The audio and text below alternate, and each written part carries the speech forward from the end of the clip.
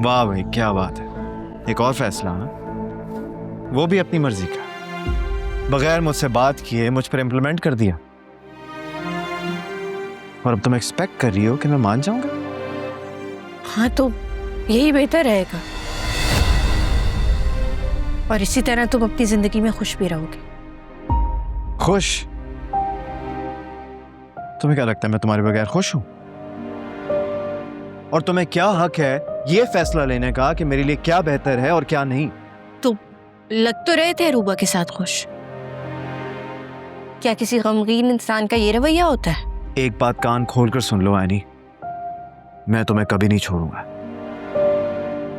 तुम मेरी बीवी हो और हमेशा मेरी बीवी ही रहोगी। और मैंने अभी अगर नहीं कह दिया ना, तो इसका मतलब है नहीं। तुम मुझे छोड़कर कहीं नहीं जा सकते। तुम मूव ऑन कर चुके हो ज़ाविया। अरूबा से तुम्हारी शादी हो रही है।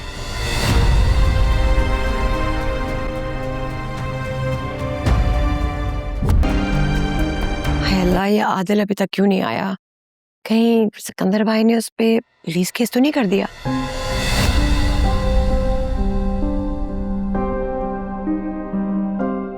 अल्लाह ना करे। भाई, सिकंदर भाई के मिजाज को तो तुम अच्छी तरह जानती हो। वो तो आसानी से मानने वाले नहीं है। काश आदिल उस दिन अपने आप पर थोड़ा काबू रख लेता। उस एक लम्हे की बढ़ा से ना सब कुछ तबाह कर दिया। किशोर प्लीज चुप हो जाओ। पहले ही कुछ कम परेशानियां जो तुम उल्टी सीधी बातें किए जा रही हो, और कुछ नहीं तो कम से कम निदा का ख्याल कर लो। मैं इसी का तो सोच रही हूँ। आदिल के ऊपर पुलिस केस हो गया तो हमारी बच्ची कहाँ जाएगी? मम्मी प्लीज, आप हमेशा ऐसे दिल तोड़ने वाली बातें करती हैं। आपको ज़ावियार भाई पे यकीन हो ना हो, मुझे यकीन है वो आदिल के खिलाफ कभी भी नहीं जाएंगे। ये तुम मुझसे कैसे बात कर रही हो? माँ हूँ मैं तुम्हारी। माँ है तभी तो उम्मीदें ज्यादा होती हैं आपसे, लेकिन आप हमेशा ही दिल तोड़ देती हैं। तुम रहने दो निदा। तुम्हारी माँ को तो आदत है हर बात में नमक छिड़कने की।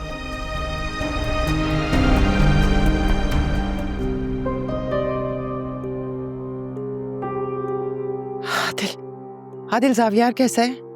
बेहतर है, अब होश आ गया उसे।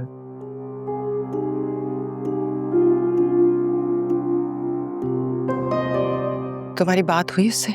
क्या कहा उसने? कुछ नहीं कहा उसने, और यही बात मेरी समझ में नहीं आ रही। कुछ लड़ाई कर लेता, कुछ कहता तो सही, लेकिन इस तरह चुप तो ना रहता। सब ठीक हो जाएगा। तुम जाके रेस्ट करो। जी।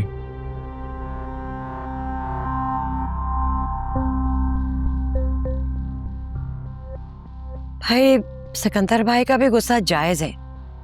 अब ज़ावियार की जगह आदिल हॉस्पिटल में होता, तुम क्या छोड़ देती? आप प्लीज घर जाएं अम्मी। आदिल थके हो मैम, उन्हें रेस्ट की जरूरत है। भाई, मैं तो सिर्फ तुम्हारे लिए फिक्र दिखा रही थी। अम्मी प्लीज चुप हो जाएं। क्यों चुप रहूं? अगर जीनत आदिल के दिल में जहर ना घुलती ना, तो ये सब कुछ ना होता।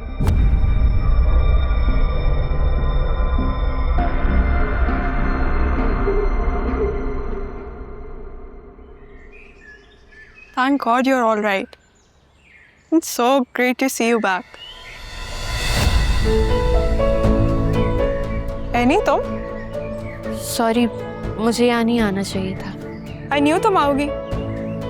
चलो you guys talk, मैं आती हूँ।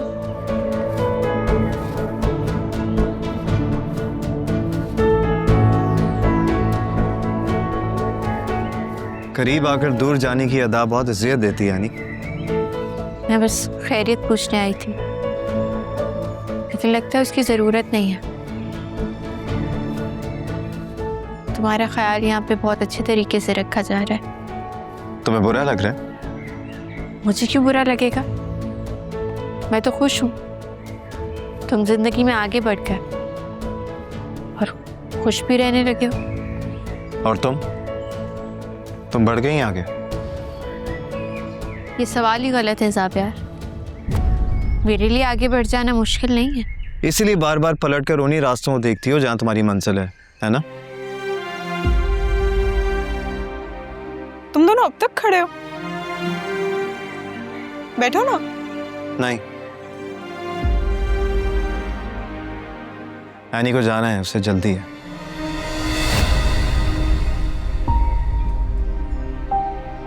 है ना?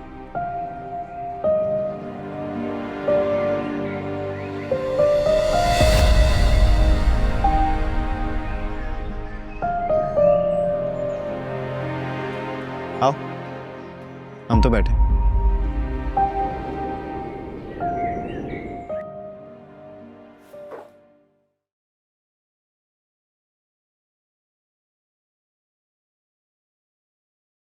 क्या है ये? देखेंगे तो खुद समझ जाएंगे। देखने के बाद या तो आप अपना फैसला ले लेंगे या तो फिर मैं अपना।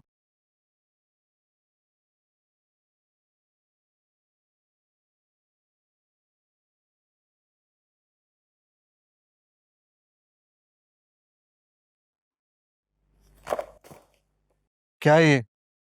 हाँ, मैंने पूछा क्या है ये? तुम मुझे मेरे ही घर में ब्लैकमेल कर रहे हो? नहीं, मैं आपको चूज करने का एक मौका दे रहा हूं कि घर की बात घर में ही रह जाए। अगर आप गौर से देखें तो यहां वकील का नोट है और बराबर में कंपनी सेक्रेटरी का ईमेल, और ये वो ड्राफ्ट है जो शेयर ट्रांसफर करने के लिए बनाया गया, क्योंकि मैंने पहले ही सेक्रेटरी को इतला दे दी थी कि अगर आदिल को उसका हिस्सा ना मिले तो मैं आदिल को अपना शेयर दे दूंगा। ज़ाविया, तुम होश में तो हो? तुम ऐसा कैसे कर सकते हो? अपनी खानदानी जायदाद ऐसे उठा के किसी को भी दे दोगे, और ये जानते बूझते कि उसने तुम्हारे साथ क्या किया? जान जा सकती थी तुम्हारी। हादसा था वो, और अगर वो करता भी तो मैं उसे जायज समझता, क्योंकि आपकी ज्यादती का अंजाम किसी को तो भुगतना था। क्योंकि मैं आपका बेटा हूं तो मैं यही समझूंगा कि आपकी गलतियों की सजा मेरे हिस्से में आई है। मैं ये नहीं करने दूंगा तुम्हें ज़ाविया। मैं फिर भी करूंगा। जायदाद, शेयर्स, ये सब किसी एक जाति कब्जे के लिए नहीं होती, क्योंकि जिसका जायज हक है उसे मिलना चाहिए। और ये काम मैंने सोच समझ कर किया, तो अब आप सोच लें डैड। कल तक का टाइम है आपके पास। या तो आप आदिल को उसका हिस्सा दे दें या तो फिर मैं अपने हक का हिस्सा उसे ट्रांसफर कर दूं।